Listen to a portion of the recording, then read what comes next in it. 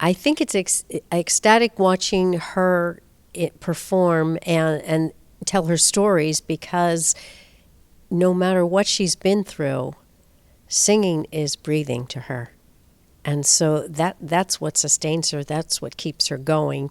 And I mean, there were some unfortunate things in her life that where she lost her cabaret card and couldn't perform. And so she was performing in small places like Emerson's Bar and Grill, where this takes place. And this is her final concert.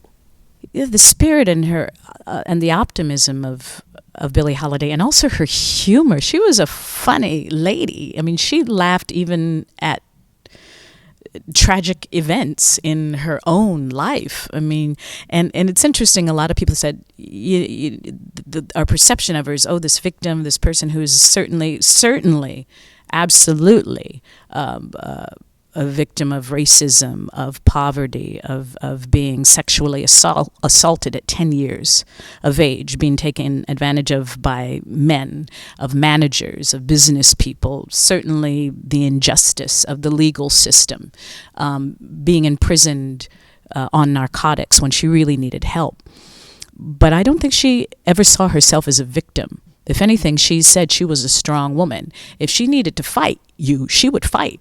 And she fought as much as she could, as best as she knew how, not having anything past an 8th grade education, not knowing the legal system, always wanting and thinking the best of people, not refusing representation and lawyers.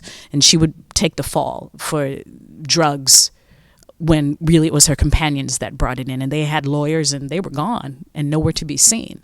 So, I think she was a really extraordinary, formidable woman. When you think about what happened in her life, my question was, well, how could she not turn to chemical substances or something at some point to deal with the amount of pain and trauma that she was surviving? But, if she had, as I said before, if therapy or help or some type of medical treatment. She was astonished by the help that addicts got in Europe, and she was tempted to stay in Europe, and that might have been best for her personally and maybe her career. We'll never know. But I even in the way that she tells the stories, and I think the playwright really does capture that extraordinarily well, her sense of humor, and there's a sense of also this cavalier attitude. I think she did everything she wanted to do in her life. I want to say part of her spirit is freedom.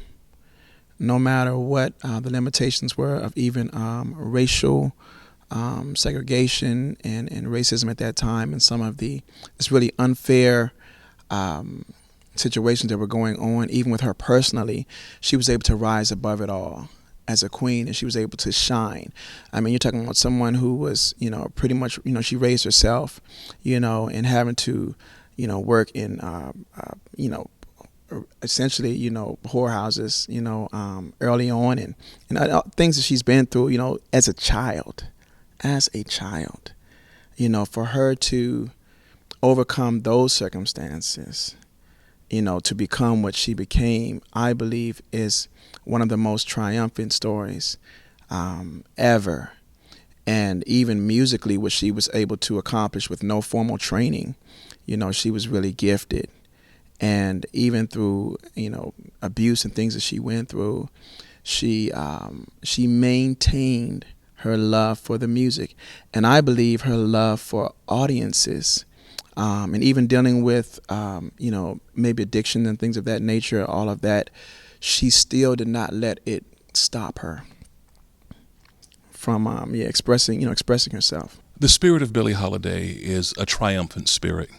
The person herself endured many greatly concussively impactful events in her life, but she was able to take all of these difficult moments and the moments of joy and put them right into her music. She was a consummate artist that way. She took what happened in her life and she placed it in the music. And so there are nights when the blues allegedly is a downer to some, but her blues often had such a joyful kind of spirit in it. Her phrasing was impeccable. Her sense of timing was impeccable. She loved to really bother the tempo of things because it was depending on how she felt that evening, how she was feeling the musicians, what the atmospheric conditions were that night, whether the air condition was on or off. She used all of those things that were immediately around her in her art. And when we talk about the great artist of the world, she's in the pantheon of those because she was able to do that, and she was an international star, dying at age 44, but being talked about and being portrayed 60 years after her death.